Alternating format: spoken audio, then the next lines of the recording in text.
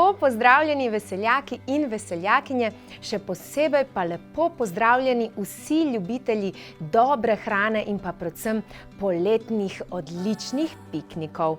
Mi vam danes ponudimo nekaj dobrih nasvetov za to, kaj pripraviti vsem tistim, ki ste jih povabili na piknik. Z menoj pa zato Matej Stipanič, mojster žara, eden najboljših slovenskih mojstrov žara. Lahko tako poveva? Hvala za lepe besede. Se trudim, da bi recimo to vsaj približno držali. Krasno, bova poskušala to danes dokazati, ampak omenjamo žar, midva pa ne bova danes pekla nekih klasičnih jedi za žar. Ne, bova naredila nekaj povsem enostavnega in zelo dobrega, en tak zelo enostaven burger, s katerim boste navdušili vsakega gosta, ki bo prišel na obisk. Krasno, to potrebujemo zdaj za te poletne mesece.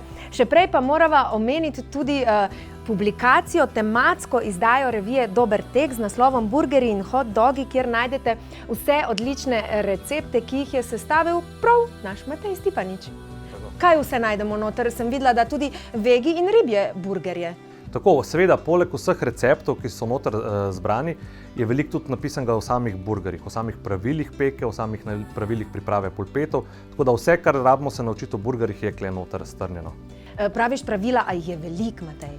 Ni jih veliko, je pa ene par tistih osnovnih, ki se jih moramo držati, ampak ko to osvojimo, je zadeva zelo enostavna. In kot prvo, če prav vem, je meso, a ne? Tako. Torej, za burger, polpet za burger ali pleskavica? Kaj je zdaj pravilno? Ja, dobro vprašanje. Se pravi, polpet, goveji polpet za burger ni isto kot pleskavica. Pleskavica je povsem druga jed, se na drugačen način pripravlja, se drugače je, medtem ko v burgerju je vedno polpet. Zdaj, ali je goveji, svinjski, iz perutnine ali mogoče ribi ali vegi, to nima toliko veze, važno, da se tej zadevi reče polpet. Ker tudi ta polpet ima neke svoje zakonitosti, kar se oblike tiče, gramature in tako naprej. A ga lahko mi sami doma naredimo? Seveda, brez kakršnega koli problema. Rabimo seveda mlinček za mletje mesa. Pravila pri mletju in pri oblikovanju so ta, da ne smemo tega mleti večkrat, da ne smemo te mase gnesti in pa seveda najbolj pomembno pravilo, da mase ne smemo začiniti. Ker če maso začinimo, jo moramo pregnesti in če to pregnetemo, ne bo to rahla tekstura, ampak bo to neka zbita, kompaktna oblika mesa in to ni pol tisto, kar želimo v burgerju. Meso pa mora biti tudi glavna sestavina, ne smejo prevladati ostale. Tako. Jaz vedno tako pravim, da pri burgerju je najbolj pomembna stvar meso, potem je kruh in potem se zgodba konča. To pomeni, da damo lahko v burger vse ali nič, pa bo burger dober. Se pa fajn držati pravila, manj je več, tako da ne pretiravati z nekimi dodatki, ker želimo okušati meso, ki je glavna zvezda burgerja.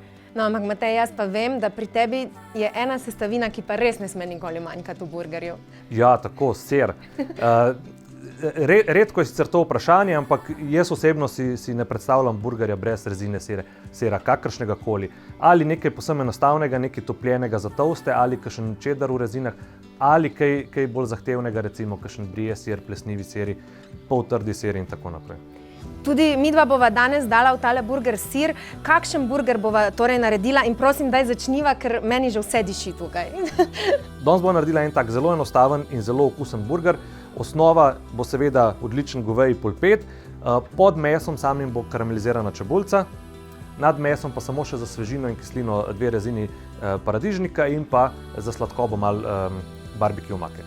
Torej bo to zdaj malo sladko-kislo, kako bo? Tako, ampak ne preveč, da bo še vedno to špilalo lepo z govedino. Ja, dajva kar začeti. Kaj je prva stvar torej? Kaj narediva? Prva stvar je to, da moramo ogreti žar. Mi damo tukaj zdaj en tak manjši žar na plin, ni važno, kakšen žar imamo, ali žar na oglje ali žar na plin. Važno je le to, da pečemo meso na plošči, se pravi vedno na ravni površini. Če nimamo žara, ni to noben problem, to pomeni, da lahko na štedilniku na ponvi naredimo. Važno je, da se peče na ravni površini. Zakaj? Ker želimo, da se cela ta naša površina karamelizira ob stiku z vročo površino, tako da zaradi tega vedno to delamo na plošči. Polpet pečemo zelo kratek čas. Kakšne 3 do 4 minutke na vsaki strani? Bova pa seveda spremljena ob strani, kako se polpet barva. Ko bo tale sivina se dvignila do sredine ali malo višje, takrat je za obrniti. Zanimivo pa je, da je žar še zmeraj predvsem moška domena. Lotijo se ga namreč večinoma predstavniki močnejšega spola, čeprav se na Matejevih kulinaričnih delavnicah najde tudi marsikatera ženska, ki si tega upa. Sam nimam pravilnega odgovora na to vprašanje, me pa veseli, da je vedno več žensk prisotnih na teh delavnicah. Tako da upam, da se bo to tudi kdaj premaknilo in da ne bo žar vedno izključno samo domena moških. Menila sva tudi že tematsko izdajo revije Dober tek, burgerji in hot dogi. Tukaj si ti avtor, zakaj prav burgerji in hot dogi? Spravi, burgerjev smo se lotili zaradi tega, ker se je zdaj polegla vsa ta euforija okrog burgerjev, ostali so samo boljši ponudniki in zdaj smo vso to znanje, ki je bilo s temi leti pridobljeno, nekako prečistili, poenotili in pa spravili v tole publikacijo. Tako da me prav veseli, je pa to tudi neko logično nadaljevanje lanskoletne izdaje, ki je bila pa tematska o stejkih. Veliko koristnega vas bomo naučili tudi o stejkih. Zaenkrat pa ostajamo pri priljubljenih burgerjih. Vidim, da si dovoliš marsikatero sestavino dati v burger. A je sploh kaj, kar ne sodi v burger? Težko. Že če govorimo o samih polpetih, lahko te polpete damo mi, kar želimo. Seveda je neko osnovno pravilo, da je to goveji polpet, ampak sigurno ne, da je izključno goveji polpet. Tako da gremo lahko v druge vrste mesa, ribe, vegetarijanske verzije, veganske verzije, tako da s tem ne smemo biti nikoli omejeni. Je pa tako, tisto, kar damo v polpet, mora biti vedno zvezda burgerja. Tako da ostale sestavine, ostale priloge morajo samo kot spremljava dobro špilati zraven. Tista osnovna zvezda mora biti pa vedno polpet. Evo, zdaj pa vidva lahko spremljava, ne? Se pravi, spodnja stran se je že začela malo krčiti, cevina se je dvignila skoraj do vrha roba in zdaj je trenutek, ko mi da tole obrnemo.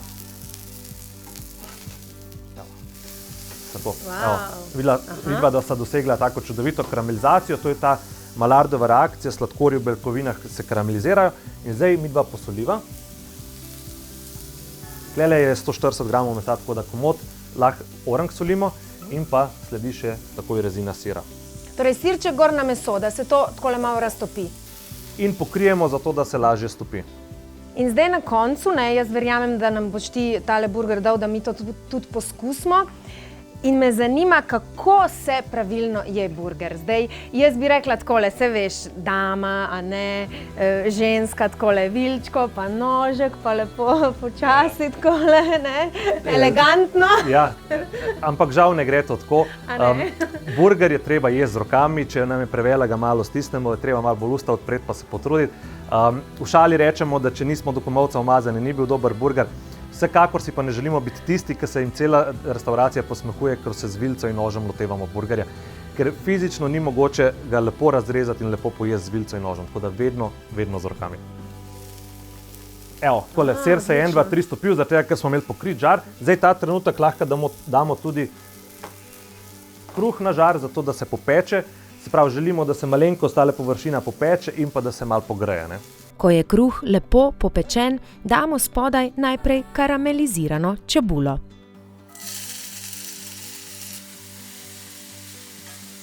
Tole sva naredila že prej. Tako, to je samo prepražena čebula, osoljena, dodan je rjavi sladkor in pa balzamičniki, zato da dosežemo neko sladko kislo noto.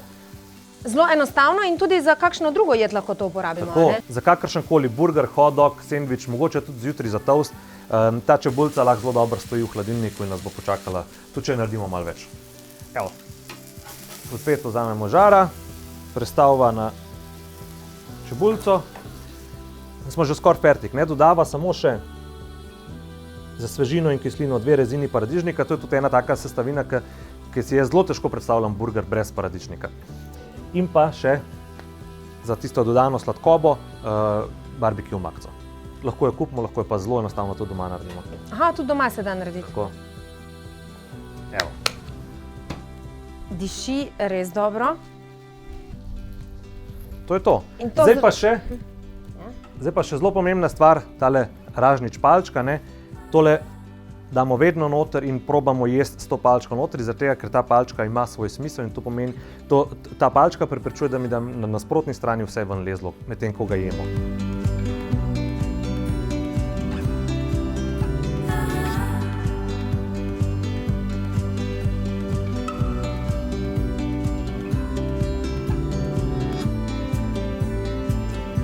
revija Dober tek za vse ljubiteljske kuharje in pa tematska izdaja burgerji in hot dogi za vse tiste, ki bi radi koga povabili na piknik ali pa samo na kakšen odličen burger ali hot dog. Zelo enostavno, pravi Matej Stipanič, vse recepte lahko uporabimo doma, tudi jaz, tudi vsi tisti, ki nas gledajo. Ne? Z veliko ali nič znanja bomo se lahko vseh teh receptov lotili enostavno. Hvala, Matej, za vse tvoje nasvete. Prepričana sem, da bodo marsikomu prišli prav. Zdaj pa nam ostane samo še, da se midva lotiva tega odličnega burgerja s karamelizirano čebulo in rečeva samo še dober tek. Dober tek. Dober tek. Dober tek.